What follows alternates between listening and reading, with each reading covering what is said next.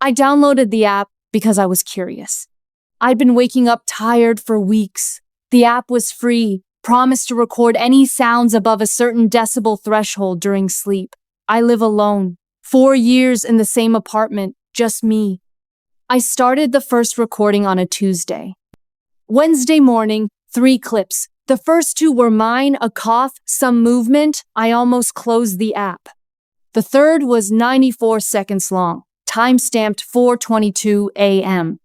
Silence for a few seconds, then breathing, slow, close to the microphone, and then a voice. Barely above a whisper, a melody. Shapeless, tuneless, the kind of sound you'd make to a child without thinking. 4 or 5 notes, repeated.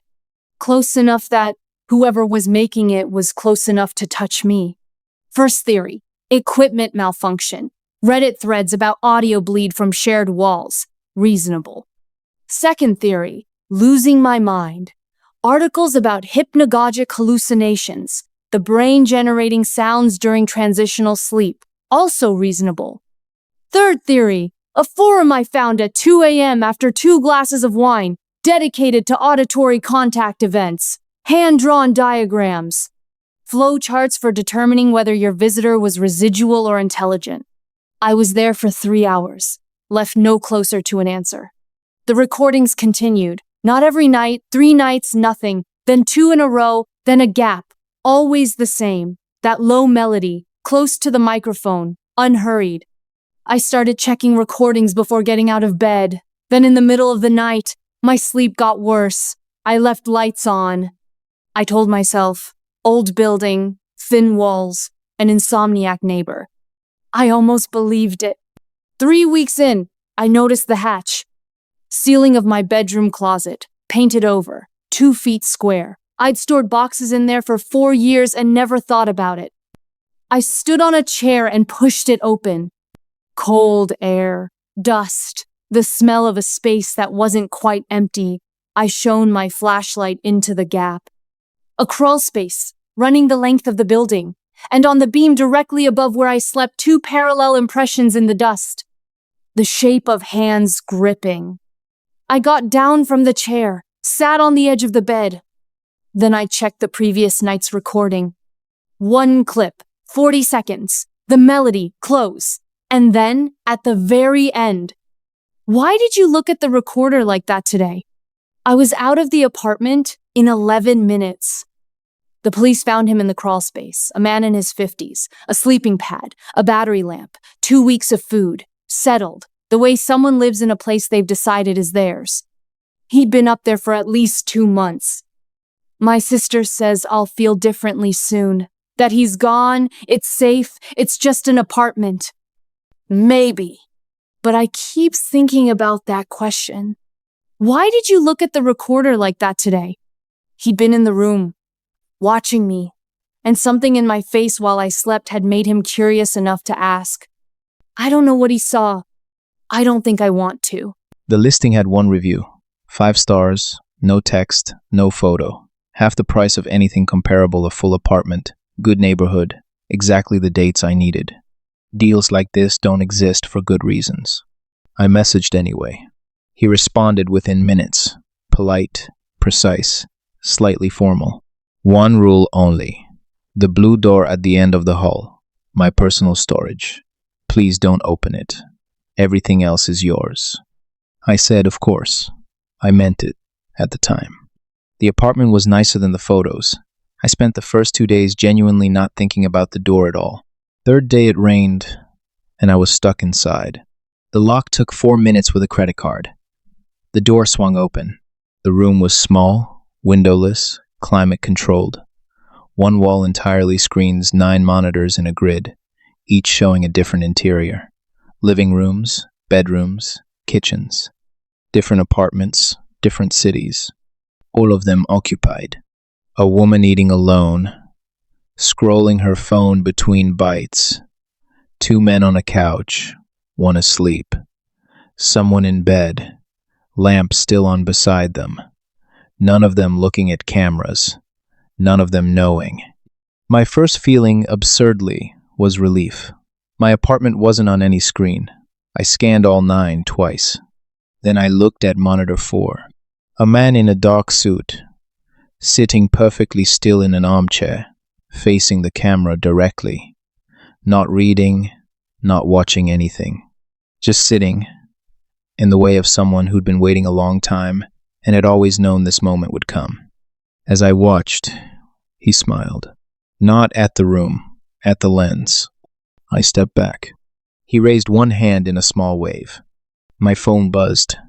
I see you found my storage. That's a colleague. He helps manage the properties.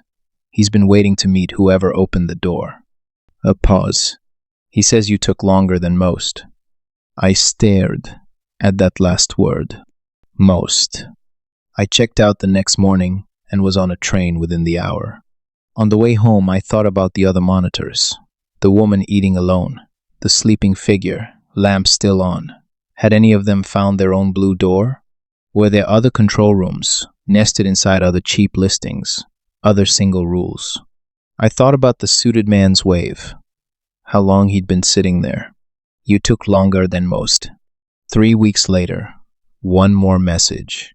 My colleague enjoyed meeting you. He'd like to stay in touch, if you're open to it. I haven't responded, but I haven't blocked the number either. I keep coming back to that, the not blocking. What it means that I've looked at that message every day and left it sitting there. I think part of me wants to know what comes next. I think that's exactly what they're counting on. I bought it because the price was too good to question. Recent model barely used a third of retail. The seller's message was brief. Moving abroad, need to sell quickly. We met at a coffee shop. He was ordinary looking, forgettable. The transaction took 4 minutes. He seemed almost relieved when I handed over the cash. On the train home, I told myself I'd factory reset it that evening. I didn't. It seemed fine. I'd do it tomorrow. Tomorrow became 3 days. On the 4th day, I found the folder. Buried in a system directory, labeled with a random character string that looked like a cache file. Password protected. I spent 40 minutes on forums, ran a basic sequence, got lucky on the 3rd try. 300 photographs. I assumed I'd found something personal and embarrassing in X. Private images, the kind of thing that explains a hasty sale. I almost closed it without looking properly. Then I registered what I was actually seeing. Surveillance shots, long lens taken without the subject's knowledge. Always the same person, a young woman, dark coat, cafe, bus, supermarket. A window shot from across the street, subject unaware. Hundreds of them, months of them. I scrolled to the earliest photograph and stopped. I knew that cafe, I knew that street. I kept scrolling. I recognized the bus route, the supermarket, the building in the background of the final photograph, my building, my door, the broken light fitting my landlord kept promising to fix. The woman in every photograph was me. I sat on my kitchen floor for a long time. The sale, the coffee shop, his ordinary face, the 4-minute transaction, the relief when I handed over the cash. He hadn't been selling a phone, he'd been delivering one. I opened the app permissions, location always on, camera, background access enabled, a process I didn't recognize, persistent, restarting automatically. The front camera had been active since the moment I turned it on. He hadn't just given me the photographs, he'd given me the means to take new ones. I went to the police that evening. They took the phone, said the right things, were thorough and serious. They haven't found him yet. Fake profile, cash transaction, no cameras at the meeting point. I'll use a new phone now. Did the factory reset myself, standing in the store? I still check my permissions every morning. And sometimes on the bus, in a cafe, I look up suddenly the way you do when you feel something you can't name and scan the faces around me. Looking for ordinary, looking for forgettable, looking for someone who already knows exactly where I'll look next.